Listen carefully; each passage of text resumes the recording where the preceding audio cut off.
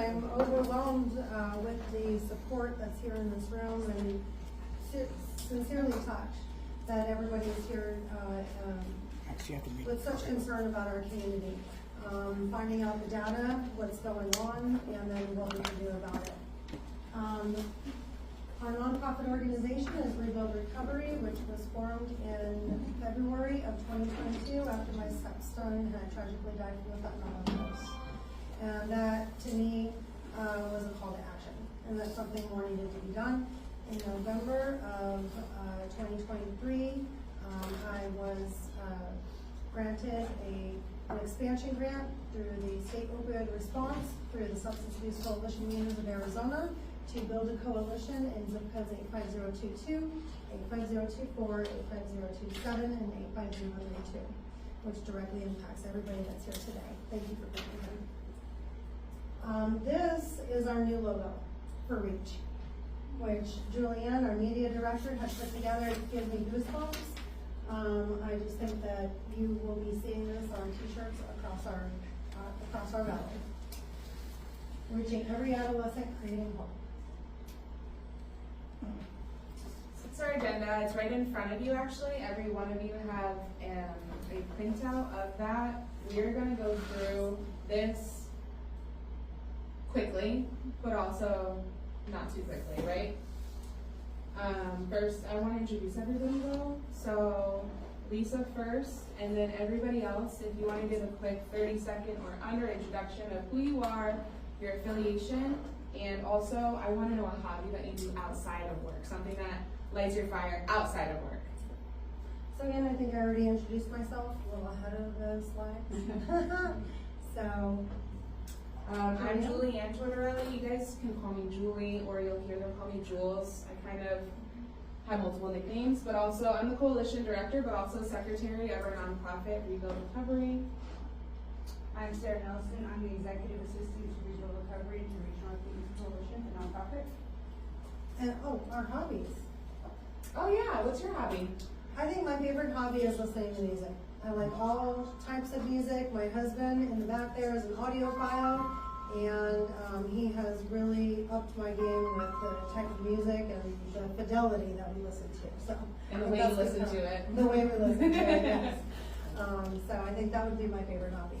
Definitely working out for me. I just love working out and spinning. I'm a spin instructor outside of everything else that I do. I like to ride horses, not right now, obviously, but I like to ride horses. And why not right now? Why not? Yeah. Because I'm pregnant. So you have one more week and then Yeah. no more. I'm Chris. I'm the IT guy for the coalition. I like playing video games. Okay, awesome. Good afternoon, everybody. I'm Tech Sergeant Pena. I'm with the Arizona Counter-Drug Task Force, the drug demand reduction outreach team. I support the coalitions. So I've been assigned to Lisa, so I'm helping her get the coalition running, and we do support. And then also, we do a lot of her events. We'll be doing events where we're reaching out to the kids, middle school kids, high school kids, as we start to get in schools. There's something about our uniform that if you go to a bunch of kids in a high school or in middle school, they flock to you, right? It's a good talking point. They open up to us because they're the source, right? We see what's going on, what they're being told. You do amazing things, and Lisa, she's doing amazing things. So thank you for being here. Your support means a lot because a coalition doesn't go anywhere without your support, right? So it means a lot to us. Thank you for being here. What's your hobby? Oh, my hobby. I take pictures. I like taking pictures. Sports, more sports stuff. Yeah, sports photography. Awesome. So if we could go around the room in 30 seconds, tell us your name, the organization that you're affiliated with, and your favorite hobby. Do you want to start? I can start, yeah. Hi everyone, my name is Rachel Sodi and I'm with the City of Phoenix Office of Public Health, serving as the Youth Substance Abuse Prevention Specialist. With the weather getting better, I am on the pickleball courts evening, so really enjoying that these days. My name's Kira Madrid. I'm the CFO from Rolling Home, and my hobby, I would have to say, is kickboxing. That's what I do outside. Nice. My name's Anna Barrios. I'm the CEO of Two Berlin Home, and my hobby would be reading and research. Aaron. There you go. Thanks, Sergeant Nathan Secrets, National Guard Counter Drug Task Force. I guess favorite hobby would be woodworking. Sergeant Sanders, obviously I work with these gentlemen here at the Counter Drug Task Force as well. I'd say that my favorite hobby is probably anything outdoors.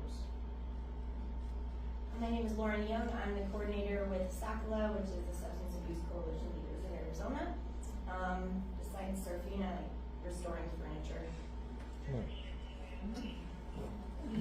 Good afternoon, everyone. I'm Amanda Hoskin. I'm the director of a different drug prevention coalition, and my area is 7th Street to 43rd Avenue, and then Union Hills down to Glendale Avenue.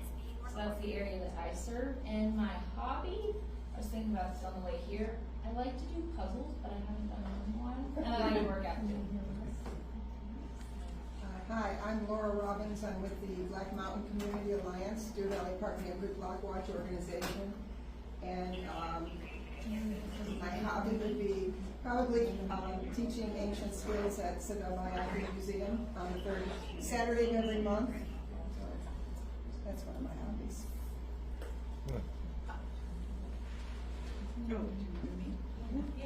Okay, I'm Nicole Witt. I'm the public health advisor for the city of Phoenix. We work at the city manager's office, and one of our responsibilities is located at 7.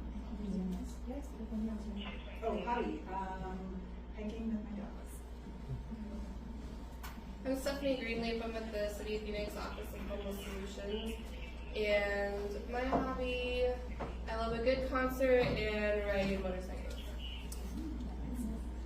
Victoria Prince, concerned citizen, and my hobby is reading. Vince Dallaire, husband of Lisa, who's giving the presentation, and today I'm the cameraman. And your favorite hobby? Well, like you'd already said, audiophile. Yeah. Audiophile. Yeah. Hi, I'm Kim Stedding-Wright. I'm an ex-adolescent teacher concerned about the situation. And my hobby, listening to music. I think music is my passion, so it's my favorite.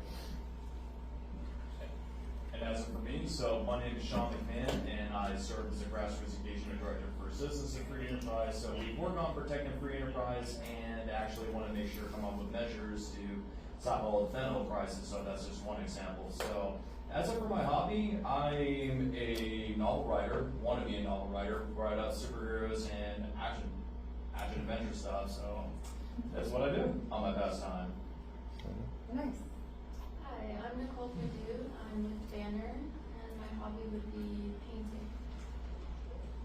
Very cool. Hi, Stephanie Anderson, HR Director for the Coalition, and also a partner in Rebuild Recovery. And hobby? Oh, hobby. Exercise anything. Indoor, outdoor, I love it. It's releasing. Gary? Gary with OCJ Kids, stands for Opportunity, Community, and Justice for foster kids. And favorite habit would be hunting and fishing in that order. I like killing. But you save children. I do, yes. I'm Tim Buchanan, pharmacist, owner of the Nice Apothecary. We're an independent pharmacy in Phoenix. Favorite hobby would be building businesses. All right. Good afternoon, my name is Tom Argero. I'm the executive director of the North Phoenix Chamber of Commerce. I enjoy juggling and studio plays. My name is Michael M. Benson. I'm a government affairs attorney. Favorite hobby between baseball and the opening day. Very nice. John McQuillan. I work for Phoenix Police Department as a community action officer out of Black Mountain Precinct. My hobby is metal crafting. Ooh, nice. Officer Tim Tours, also a community action officer from Black Mountain Precinct, and I like the outdoors too, but fishing and hunting are probably my two favorite ones. Yes. Awesome. I'm Rob Rodarm. I'm a patrol sergeant in the Black Mountain Precinct. I'm a huge drummer, Specifically to Rush music, that's my, I love Rush, that's my band. Very cool. Well, thank you everybody for joining us today. So I'd like to first go through REACH's mission and vision statement. So our mission is to provide awareness and education to prevent substance use disorders in order for people to personally thrive and positively impact the community. Our vision, our big vision, is to rebuild our community where people are inspired to choose substance-free lifestyles and reach their full potential. So what is a coalition, Jules? Well, the literal definition is a collaboration of individuals for a combined call to action. So we're built by the community for the community, all of us. Coalitions consist of a community stakeholders representing 12 sectors of the community that organize to meet the local prevention needs of the youth and families in our community. We're going to go over our 12 sectors in just a bit. We bring together individuals with a similar passion and interest in preventing and mitigating substance misuse in the communities. We bring education into facilities through presentations to spread awareness. And why form a coalition in North Phoenix? Well, that brings us to our local map, and then we're going to get into some data. So as I had previously said, our zip code area service areas are 85022, 2427, and 85032. In 850, and then we have a map here, so it stems from Carefree Highway down to Cactus, and we're at 35th Avenue over to Central Avenue. So it's quite a large population area of over 180,000 residents. In 85022, we have 51,826 residents, 26th most populated out of 400 zip codes in the state. I think that was pretty alarming, but we'll get more alarming as we go down. And that zip code in particular is from Cactus to Union Hills, and then Central to Cave Creek. And then, what we got here? So 85022. 85024 is comprised of 22,898 residents from Union Hills to Joe Max and from Central to Cave Creek. 85027, 37,140 residents from Union Hills to Pinnacle Peak, 35th Avenue to Central. And this is the most alarming is 85032, where we encroach upon Paradise Valley. We're at 68,805 residents. It's the 6th most populated zip code out of 405 zip codes in the state of Arizona. And that is from Cactus to Union Hills and then Cave Creek to Tatum. And again, that total population is over 180,000. I would like to give a good plug for Black Mountain Police Precinct because this is their area. And they have a lot of work out there that they're doing. I really do appreciate the community action officers being here. I know you gentlemen are very busy. Phoenix is 600 men down, so looking, to try to help lessen their workload. And that's what coalitions do. Again, built by the community, for the community, to prevent substance use before it starts. That is primarily what we do. It doesn't mean that if we find somebody that needs treatment, then we're not going to send them to treatment. But what we want to do is see these effects coming about in a year, 2 years, 3 years from now, that all of these numbers in the data that I'm going to show you next do dramatically decrease. Adolescent substance misuse. In this national call to action, we are addressing alcohol, marijuana, vaping, methamphetamine, and fentanyl. Those are our target substances. There was 121% increase in overall national teen overdose deaths due to substance misuse from 2010 to 2021. Vaping and high-potency THC products has produced most concerning results nationally. The thing about the high-potency THC products is we're talking about back in the day when they were 3%, 5%. Now we're at 99% potency. It's incredible. It's really, really horrible, actually. So this is not the same marijuana you're saying that came in It is flower not the form same. that was smoked in the 60s. It is concentrated. It's so dangerous. we're up to 97, 98%, 99, 99% potency. Yep. So in addition to the vaping, when I was at Amanda Barbell Saves Coalition, she had a phenomenal speaker, Stephanie Siate, which I hope to have one day. We hadn't heard her before, but she did talk about the dangers of vaping and what those liquids need to be heated up to in order to produce the vaping effects. 400 degrees. 400 degrees. Which actually damages all of the fibrous. Yes, Thank you. in the lungs. Absolutely. Thank you. So 36.8% of 9th through 12th grade students had used marijuana in their lifetime. This is nationally? Nationally. 32.7 stated that they were currently using an electric vape product. The Arizona Youth Survey, in particular, states. In 2022, they stated that 34.3% of 12th grade students had used marijuana in their lifetime, and that 14.8% of 12th grade students are currently using e-cigarettes. And this goes down to 3rd grade, that SROs, school resource officers, are finding that 3rd graders are now vaping. So I know back when I was in high school or younger in the 70s and 80s, you know, if somebody smoked a cigarette in the bathroom or tried to use marijuana, you know, that was a big deterrent. Those deterrents aren't there because the vapors are so obscured that we don't know that children are vaping. But the SROs have reported to me that this is starting as young as 3rd grade. And to me, that's just heartbreaking because this is when our brains are still developing. I will get into some of the data. This data is provided by Shana Malone. She was the Director of Statistics for the Arizona Criminal Justice Commission. She is now independently contracted through the Substance Abuse Coalition, Leaders of Arizona, to aggregate our data for each community. So all this data in the next 2 slides you'll see specific about our community in North Phoenix. 1 in 4 youth have used substances in the past 30 days. To me, that's really alarming. Right, that's 25% of our kids in the last 30 days have used some sort of substance.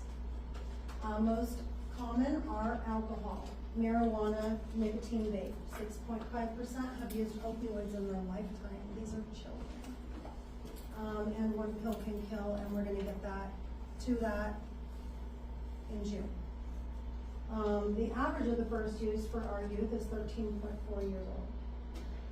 But 23% started drinking as early as elementary school, and 12% started using marijuana and nicotine vape in elementary school. So again, we're not even talking about high school students anymore.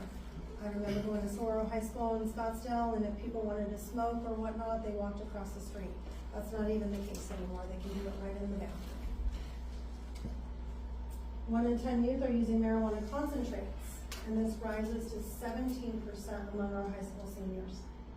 These high THC forms are very dangerous for the developing adolescent brain. This is what is the most alarming, and this is why we're all here today for this call to action, because REACH, North Phoenix rates are 12.6% higher than the state rate. So this is over El Mirage, Apache Junction, Gila Bend.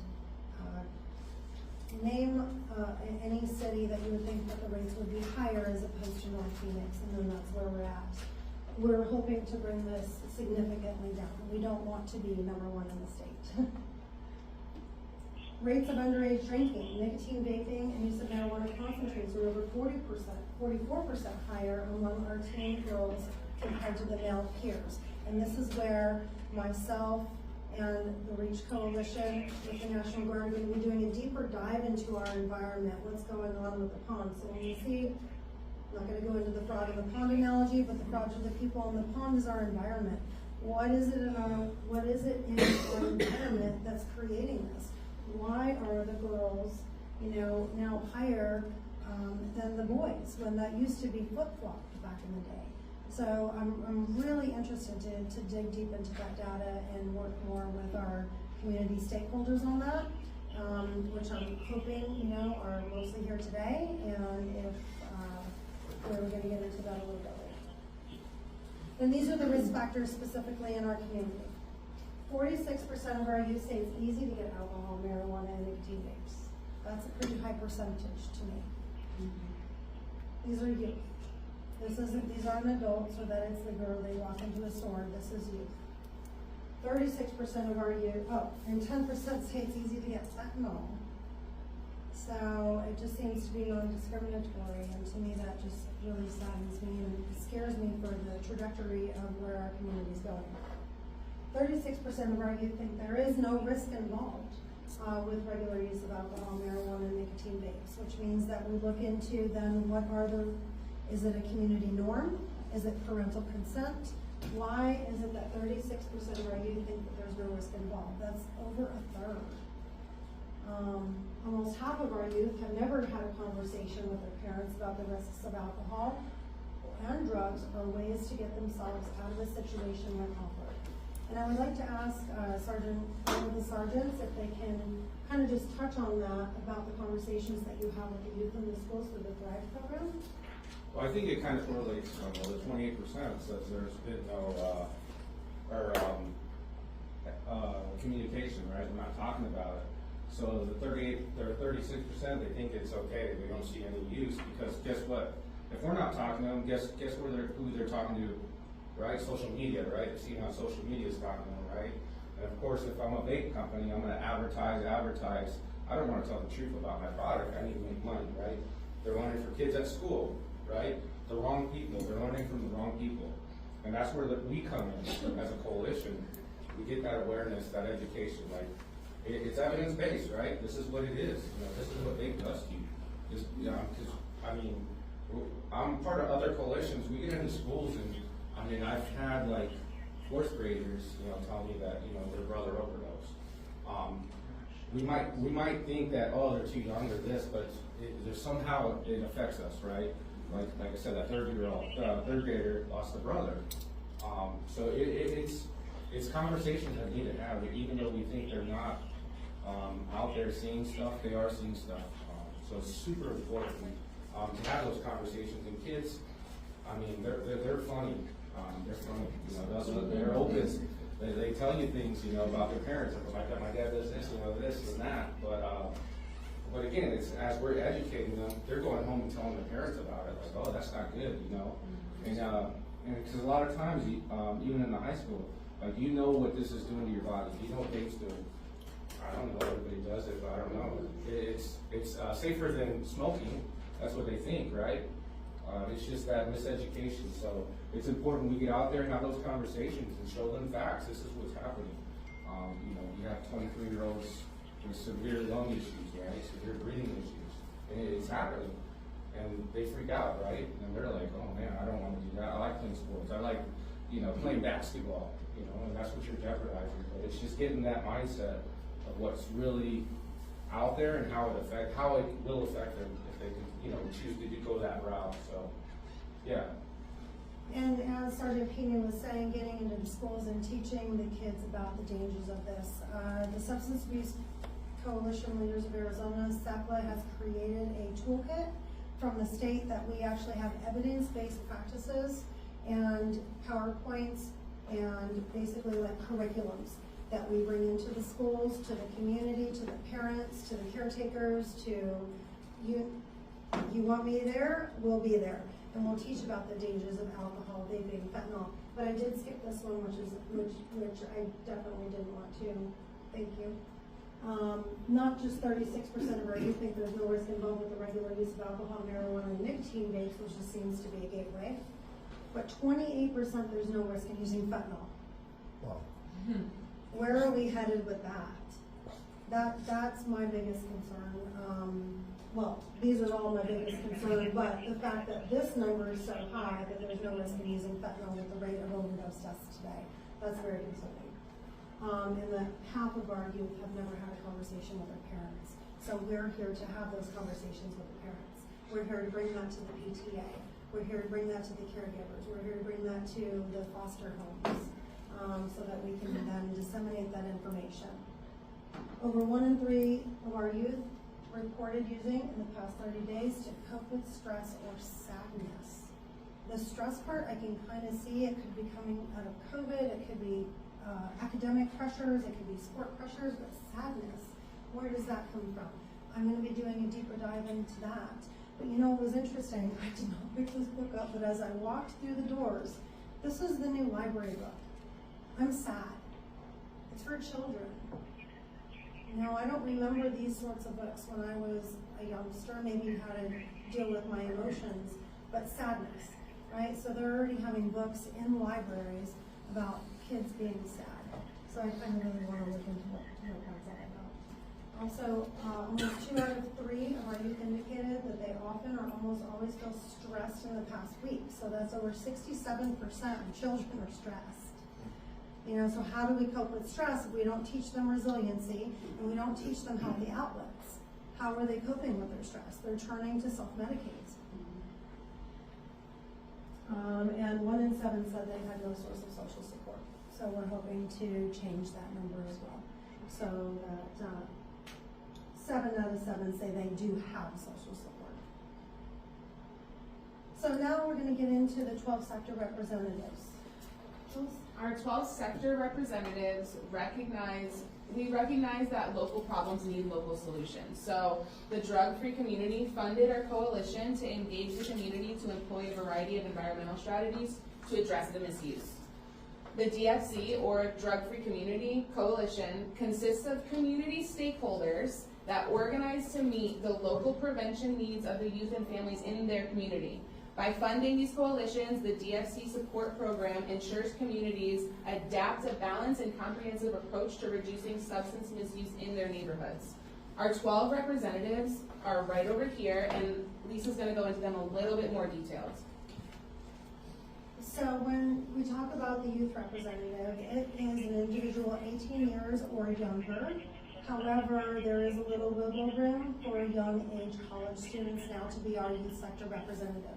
So as we're here from the community and we're looking for our stakeholders that are very interested in making these changes and being a part of it, these are the 12 sector representatives that we're looking for. And if it wouldn't be you today, if it might be somebody that you do know that would be very interested. The commitment to that is not much. It's pretty much bringing to the table, ensuring that the community leaders among the representatives are doing what they said that they were going to do, holding to the fidelity of what we said that our mission and our vision is. Ensuring clear communication between sector representatives and the community, acting as a positive role model for the youth, family, and peers, supporting the coalition's meeting and coming to our monthly meetings. Coming to the table and helping us find solutions, giving ideas. The business sector, I believe that Tom, the executive director to the North Phoenix Chamber, has agreed to represent our business sector. So thank you so much, Tom, for that. I really do appreciate that. Media, a representative of a communication outlet that provides information to the community. So if you or anybody you know does that, please get them in touch with me. I'd really love to sit down and have some coffee, take them to lunch, and have that conversation with them. Schools, a representative of the school system with influence in school practices, policies, and procedures. Again, if you or anybody you know has that sort of connection and would like to be involved in these zip codes, please have them get a hold of me. I'd love to sit down, take them to lunch, and have that communication. Youth Serving Organization. Gary is here with OCJ Kids. He has signed a coalition involvement agreement. He's very interested in being involved in getting on the solution end of what is really happening. Unfortunately, the statistics are that 60% of children that age out of the foster care system do end up homeless or incarcerated. And we're going to work very hard to reduce that number. We're very passionate and dedicated about that. And when we took a tour of your organization, I think Materia represented that as well. But it's amazing work that you're doing. If nobody has had the opportunity to know what Gary's doing, I really invite you because it's God's work. It's amazing. Our youth serving our law enforcement. A representative of a law enforcement agency, the representative must be a sworn law officer. We do have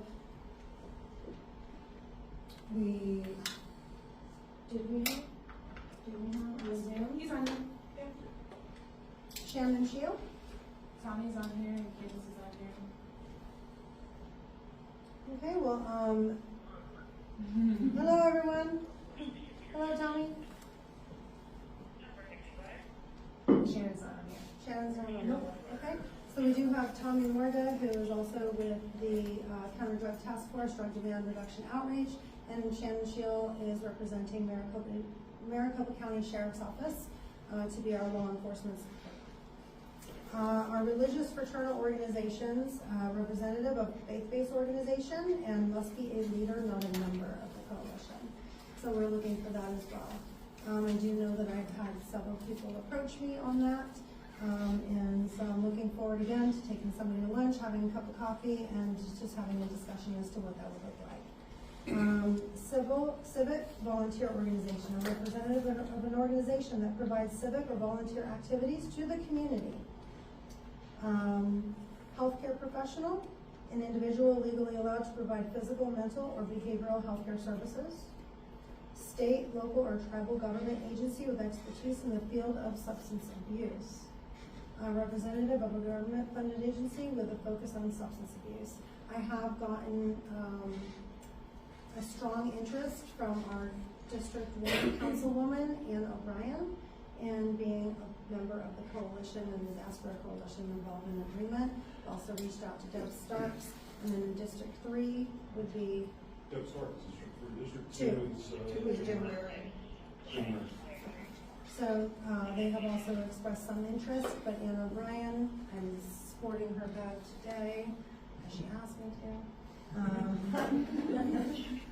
And then other organizations involved in reducing substance abuse. So a community organization that reduces substance abuse. And I do believe that I do have quite a few of those on board as well. And if you know of any that you think that would be interested, again, please have them contact me. I'd be willing to have lunch with them, take them for a cup of coffee, and have that conversation what that looks like. Yes?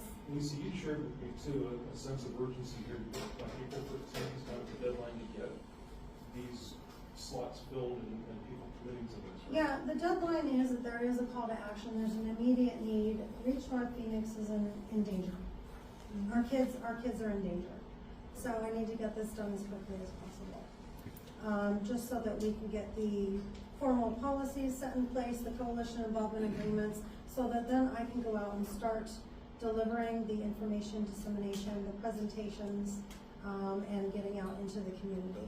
But until I get those community stakeholders, it's very hard to disseminate the information that we have for youth, adults, caretakers, and the community itself, unless I do have those stakeholders at the table. Without our representatives, we don't have our coalition. We need our representatives in order to have a coalition. So yes, you need all 12 by the 15th? We need them. We will. So as soon as possible. We need them for the coalition as well. So again, coalitions are built by the community for the community, and that's why we're looking for our 12 sectors.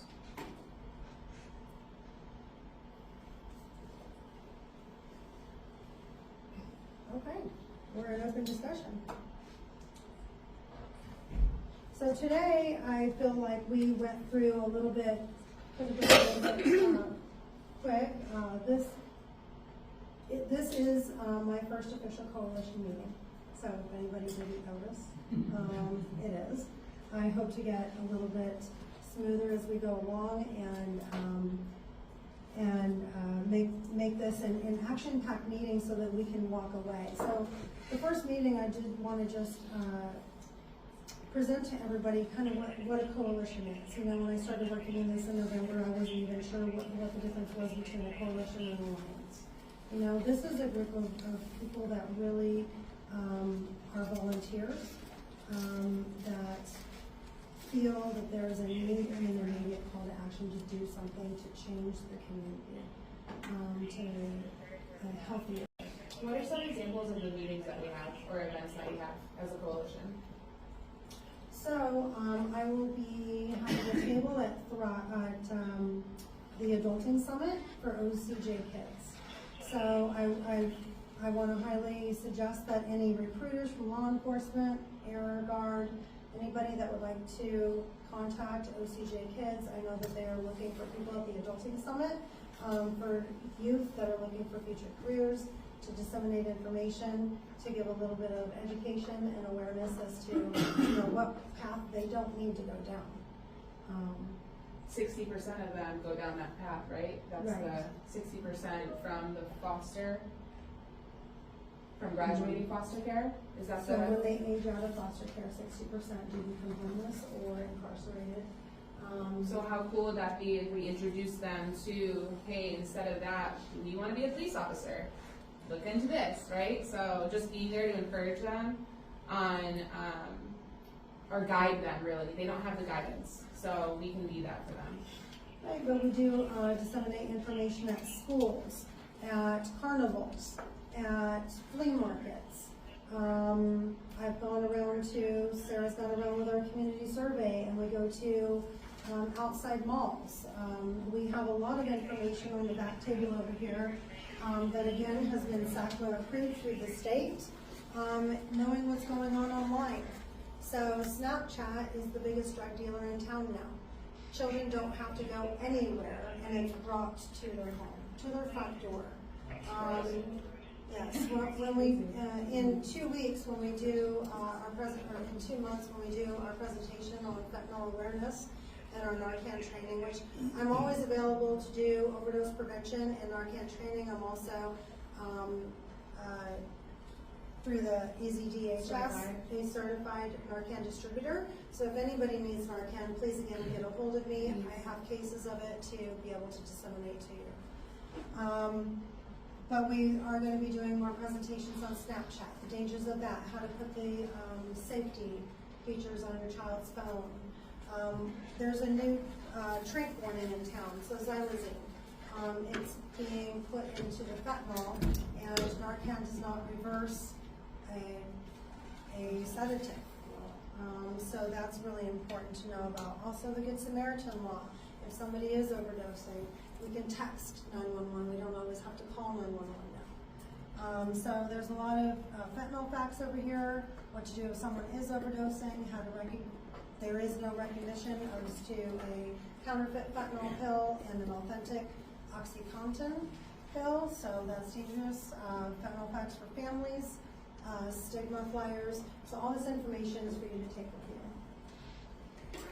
So, what substances do you feel the youth are misusing in the community? It's open discussion for anyone. What substances do you see? I'll say in the foster community, it's marijuana because we've legalized it. That's a great point of that, hallelujah.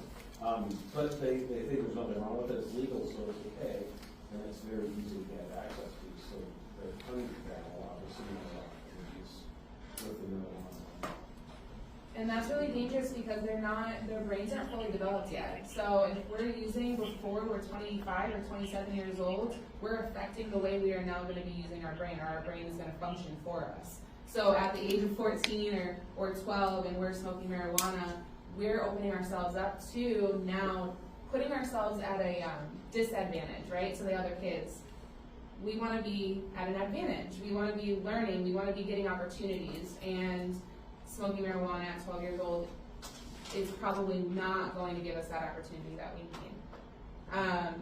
Marijuana also, I feel like, is tricky because we see a lot of parents doing it in medical marijuana. So when children don't understand medical versus not medical, right, recreational, it gets really fuzzy for them, and they're not really old enough to really understand that. So, yeah, thank you. It also goes along with the, like, same problem with alcohol, without having that education to know what's going on, they just think that because it's legal, that it's not really harmful to them.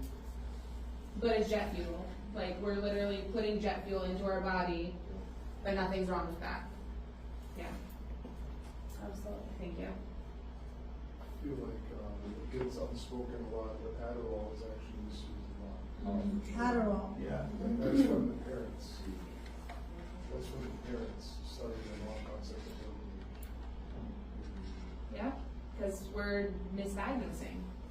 We're telling kids that are overactive in a classroom because they can't sit still for 8 hours. Now they're ADD or ADHD, and now they're gonna be medicated just to sit still, but how does that medicine help them to sit still, right? There's one precursor, so a lot of the fentanyl and opioid situation that occurred started off by prescribers not being able to dispense it. So people started reverting to heroin use, and that started getting laced with the fentanyl and everything that we see now. Unfortunately, now with amphetamines, Adderall, Ritalin, Vyvanse, all those traditional designer medications are now currently on back order. So we have a very, very big situation that's on the bubble with amphetamine use going on. So I know that this is a huge problem, which I applaud you for taking ownership with it and doing the fentanyl, but I'm glad that you're also addressing the methamphetamine with it too, because that is going to be the next thing that's going to be even more dangerous. Because if somebody's on opioids, they're docile. It's dangerous because they can die because of an overdose, but when it's methamphetamine, then it becomes a public health issue. Then you have dangers that if we have a police force that is not currently employed at the status that it needs to be at, we have more people using speed on the streets, that creates a social impact. You're absolutely right. Also, the methamphetamine we're seeing today is more potent and just crazy than it ever used to be, and it actually decays people from the inside out. It's nuts, but the spike that we're seeing in the methamphetamine after it's been kind of quiet is the poly drug use, so people are using it to counteract the fentanyl more than we've seen before. So, And Lauren with SACLA is talking about the new meth 2.0. So it's more potent, more dangerous, more pure, cheaper, more addictive, cheaper. I had been in professional counseling since 2015, and I do know that meth was much harder for people to get into recovery with than opioids. And the fact that it is much more dangerous nowadays is alarming. So you're absolutely right. And it could be that Adderall and all those stimulants still give that same effect, but now it's legal, so they can legally take it. And backward, as you told me. I was gonna say if it's not back ordered. If it's not Nationally. nationally, it's backward, not just a Europharmacy. Yeah, I don't sell any of these prostitute substances at all. Oh, you don't? From what I understand, there's also a mix of fentanyl in the methamphetamines to make it more addictive, and that can be more dangerous too, because people are overdosing by accident, not realizing, and then they're also getting more addicted to it, because they're wondering why, if they're smoking methamphetamine, why they're falling asleep, and then they smoke more and more, and it becomes more addictive, and next thing you know, they're in a cycle, and then they end up in a detox center, and they're testing positive for fentanyl and meth, going, whoa, I only smoke meth, not fentanyl, but it's like a cross-addiction problem that people don't even know. It's in cocaine, it's in a lot of different substances. Like nowadays, you really don't know what you're smoking. And that's the scary part when it comes to outreach, to talking to people in the community, because they really don't know what they're doing. And next thing you know, you have someone who thinks they're smoking meth, but they're overdosing on fentanyl, because it's just too much for this. Very nice. Thank you. Oh. Yes. It's me. So I probably won't take too much time with this. So like, how did you guys actually reach out to like public officials and what they were come up with solutions for this? Because I know there is a lot of factors could play in. Order one is probably obvious. There could be some drug cartels who could be moving in all these fentanyl drugs, and what could we do to actually help these business people, whoever sell and supply these kids these drugs, so that do we have like an accountability system or any policy ideas proposal that you will think that will help decrease all these numbers for it? That's a really good question. Yes, ma'am. So I'm here from the City of Phoenix Office of Public Health. I won't speak for my police colleagues, but there is a drug enforcement unit within the City of Phoenix and certainly across the state. And I know that their focus is removing that supply.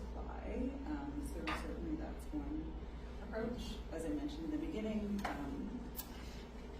we are receiving or will be receiving settlement dollars for opioid settlements. So those are lawsuits against pharmaceutical companies, similar to tobacco settlements back in the day. And so we are currently in the process of determining what that plan will look like for how we use those settlement dollars over the course of the next 18 years.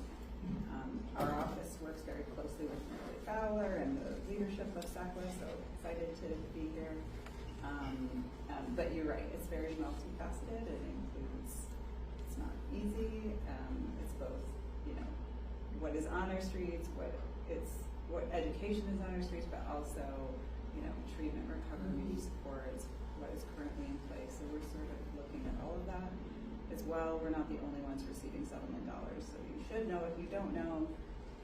Most of those settlement dollars are with the state, so 56% are with the AG's office, and so they'll be spent legislatively, and then cities and towns have a small proportion based on their population, and Maricopa County Health Department has a large proportion of those funds and are also looking on how to invest them within and across the county. So doesn't directly answer your question of like what's the solution, but I don't think we know what the solution is. I don't think any community has figured that out, but there is definitely a lot of work and collaboration happening on how can we intervene in all of those buckets. Yeah, especially with all the mental health stuff that's been rising up for all these kids. So like after from COVID, have you seen like after from the school thing or the took a year thing, it's not surprising to see these numbers spiked up, like if you don't like with all the supply chain issue with the medication, which I mean, I have ADHD, so I struggle with like focus and concentration, so I actually take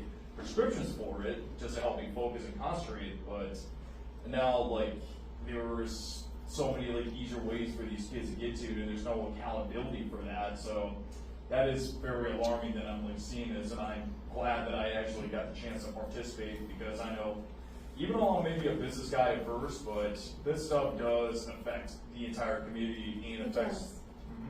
And working in the substance abuse treatment field for over a decade, people that were addicted to opiates would be given free methamphetamine. That was across the board for over a decade. So and I know being at Councilwoman Ann O'Brien's meeting the other night, Black Mountain Precinct had reported that they do have a 30% increase in arrests. So there is a lot of action being taken with the limited force that they have. And piggybacking on what she was saying earlier, we do have the Drug Enforcement Bureau that does nothing but that. But every single precinct also has a neighborhood enforcement team that has undercover cars and stuff like that. And depending on the crimes that we have going on, they work on those. About a week and a half ago, they did some follow-up on a dealer and were able to take, I think it was 15,000 fentanyl pills off. It was powdered, there was 100 grams of powdered fentanyl, methamphetamines, guns, but it's also at the precinct level that we have those undercover guys too. The Drug Enforcement Bureau is trying to take off the bigger fish, like you were talking about, the supply chain, they're trying to cut that off. But we also have guys in precinct that are doing the local stuff as well, just specifically to our precinct. So there are some stuff in place for the law enforcement side as far as the police department goes. Let me answer your question. Okay, we go back to that. And there has been, in the last 3 years, there's been at least 2 or 3 dozen pieces of legislation introduced to actually give law enforcement and prosecutors the ability to prosecute dealers and put them away for a long time and protect, I don't want to say protect, but not prosecute those who have addictions, and money to put into more addiction recoveries and things like that. However, it gets to a certain point within the legislature and it dies. There's not enough money, this, that, and the other thing, or the governor vetoes it. Both last governor and the current one have vetoed legislation to give law enforcement more tools in their tool chest to actually arrest and prosecute. So legislation has been introduced. There was a piece of legislation this year that it was negotiated out that you had to have, I think, 10,000 pills before you can be prosecuted for life in prison. Fentanyl, 10,000 fentanyl pills. That's a lot. and it was killed. A lot. So if you want legislation done, talk to your elected officials. Vote the right people into office. Ask them the tough questions on the campaign trail. You want things done in your community, get involved. Plain and simple. Say again? Yeah. Laura, are they gonna use any of that money statewide for border security to stop the flow of these drugs coming over? I mean, that's a golden question. Bill was vetoed this year to be able to do that. I mean, that would help. Also, my daughter is a high school principal, and she said that confiscating these vape pens is nonstop. And they make them now so that they look like pens. You don't even know that they are. I mean, they look like makeup. I mean, it's she's As young as third grade, they're hiding them in their sleeves, they're inhaling, and then blowing out through their jackets. But even just finding the vape pens, but she confiscates them constantly. I heard there's drawers full. Yeah. Drawers full. Marijuana and nicotine. So I was in coalition also. I was just gonna say, those funds, and if you haven't read it, you can go online and see the conditions in which they can be spent. It's the One Arizona Agreement, they cannot be spent for enforcement, so they are meant to be spent on what's called abatement strategies, which would be things in prevention. Wouldn't stopping in the first place make more sense? Yeah, they just can't be spent that way. They can be spent on treatment, recovery, prevention initiatives, training, things like that. Lisa, your next slide, is that on the SPIP? We're gonna go into the SPIP at the next meeting. At the next meeting, okay, I didn't remember if You gave it away, Shane. I didn't remember. I didn't remember there was a teaser, but the reason why I mentioned it is just for the Yes. sake of time for everybody. Please. Everything, the conversations, very enthralling. I got distracted just listening to you guys talk. I loved every bit of it. But for the sake of time and respecting people's time, kind of getting back to the presentation. But what I will add, and since I gave it away, the next meeting we'll go over the SPIP, which is the Strategic Prevention Framework, right? And how the coalition is going to try to make these community changes. And everything that I'm hearing from you guys today is phenomenal for identifying risk factors and how we can create protective factors to address those issues. And all of that will be covered extensively in the next meeting. Thank you, Shane. Yeah, just to wrap up the whole picture, that's why it's so important to have so many different sectors involved in this, because we all have different viewpoints, we all have different experiences, we all have different skill sets, and this is a continuum, right? This addiction, the child abuse, and all the stuff that's going on that we can't control, it's just a continuum, and we're trying to interject at every point that we can to mitigate and offset, and so that's where your thinking comes in. You know, you could go to the local liquor stores and marks and have them put no under 21 stickers on it. We have our kids going in there and doing it, and they get to interact with the shops and stuff like that, or even going to the grocery stores and saying, hey, move your liquor to the back where kids can't steal it. There's just little things we can do, educate in the home. We do not leave behind to some of our city police departments. That's been really, really helpful. But those are just ideas of what you guys can do. And there's so many different ways to intervene. Tom has a question. I would just like, not a question, a comment. I'd like to piggyback on something that Michael said about being aware of who your elected officials are and making smart decisions on that. As a Chamber of Commerce within the next 6 months, we're in the middle of the election cycle. Keep an eye on our calendar. We're going to start bringing in candidates for some forums and some discussion with both sides of the aisle, because I want, in particular the business community, but we have stakeholders here in the room as well, that need to hear and have those questions, ask these questions and have those conversations. If you don't know how to get hold of your state legislators, keep an eye on the chamber calendar. It might be a way to get you in front of folks that you can't only get in front of. Fantastic. If you don't know how to get in touch with your state legislator, get with me before you leave. I will show you how to do it. That's what I do for a living. Gary. Do you have any leads for the faith community? I've got a lot of ties into that, and do they have to be in one of the zip codes to participate? They do have to be. They do have to be in one of the zip codes. Okay. Yes. But do you have any leads so far? Or? I do have some leads through Tom. However, I'd be definitely I'll open try to reach out and see if because I don't need just one sector representative. Right. Ideally, we'd like a few from each sector. Okay. I'll do my best to try to do some. Thank you, Gary. questions, I think we went through that. Upcoming meetings, every fourth Thursday of the month, April 25th, we're gonna be getting into the solution. So this is the what, with the data, what's going on in our environment. Wow, I mean, to me, all of that data from our state statistician was shocking. And I am eager to just roll my sleeves up and get my hands dirty and start doing the work that needs to be done. We're gonna be getting into the solution with the strategic prevention framework, as Shane had said. And then on May 30th, we're gonna be doing a little more fentanyl awareness, but I did give everybody, the dates changed on here. We did move some things around. So this is going to be covered on May 30th, fentanyl awareness, overdose prevention, Narcan administration. Any more upcoming information, we'll have at rebuildrecovery.org. Will the meetings always be here, or are they gonna be different locations?